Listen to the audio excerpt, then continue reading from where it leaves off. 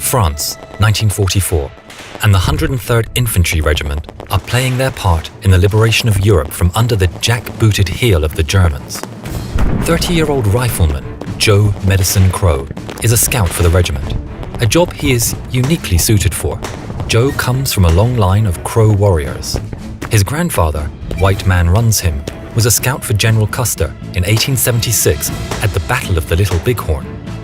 Now scouting through the French countryside, he's putting the skills he has learned from his elders to good use.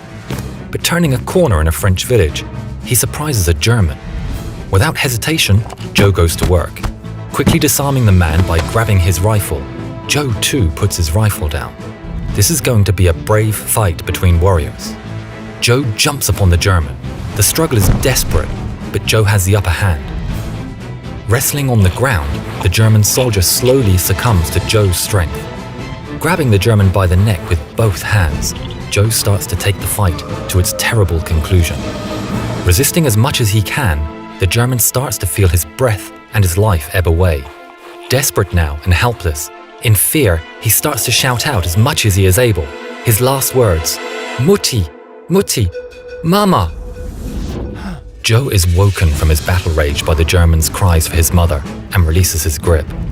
Picking up his and the German's rifle, Joe decides to make the young soldier a prisoner of war, drags him off the ground and marches him back to camp. By touching his enemy without killing him and taking an enemy's weapon, Joe has just completed 2 out of the 4 deeds he needs to become a Crow warrior chief. Joe's company continue the push through France, right up to the German border. Joe was in K Company. Before going into battle, he would paint Crow battle paint on his arms under his uniform and place a painted eagle feather under his helmet for good luck. Reaching the line between France and Germany, Joe's commanding officer, a lieutenant, told Joe to jump into the valley that formed this part of the Siegfried Line. Joe later reminisced that Stars and Stripes magazine were there to take a picture of the brave young Indian warrior who was probably the first American soldier to cross into Germany. Guns and pillboxes faced each other across the valley, but Joe made it down to the bottom okay. It was a fierce battle, and he realized that he would need dynamite to take out the German pillboxes. Having demonstrated his skill and versatility on many occasions, Joe was chosen for the mission to take them out. His CO said, "Joe, if anyone can get through, you can." Joe selected 6 more men to accompany him, so his war party formed 7 men in total. In Joe's words, 7 men is a good Crow number, a good lucky number for Crows. He looked up the valley towards the German positions. It was a high, muddy hill, laced with mines, and all the while strategic positions were covered from the many entrenched German pillboxes. Joe and his men set off smoke screens and started the ascent. Seeing the smoke screens, the Germans knew something was up and rained down fire and hand grenades upon Joe and his men.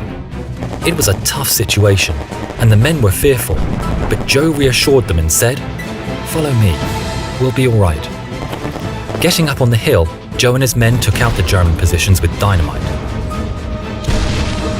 Finally able to rest, they were given a hot meal for their deeds. By leading a war party and coming back safely and victoriously, Joe had now completed 3 of the 4 deeds needed to become a Crow war chief.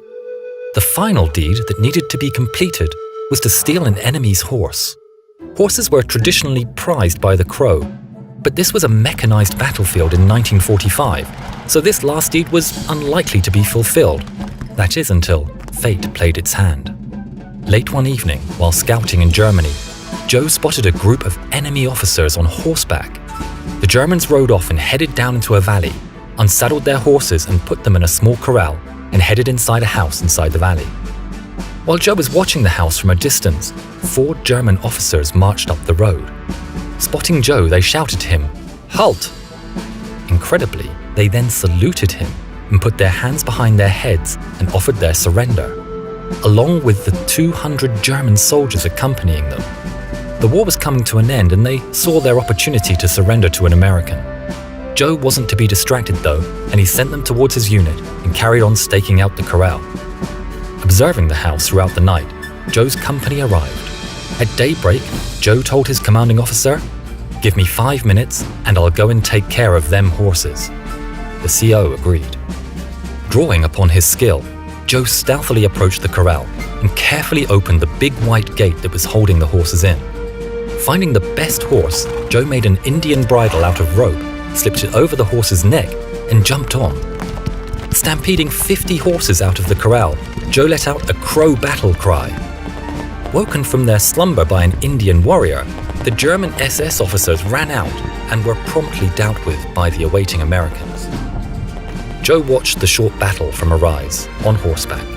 He said it felt pretty good to be a foreign boy sitting in Germany on these beautiful thoroughbred show-off horses. After the war, he returned to his people and told them of his actions.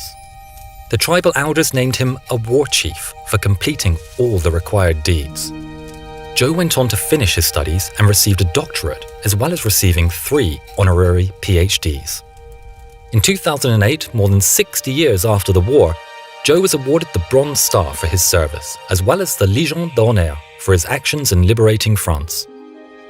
Dr. Joseph Medicine Crowe also received the Presidential Medal of Freedom from President Obama in 2009. He said in his later years, "I was proud to serve my country, to bring freedom, prosperity, and to help the whole world." If you like this video, and we hope you do, please consider supporting us on Patreon. We need more patrons to help us make more videos like these.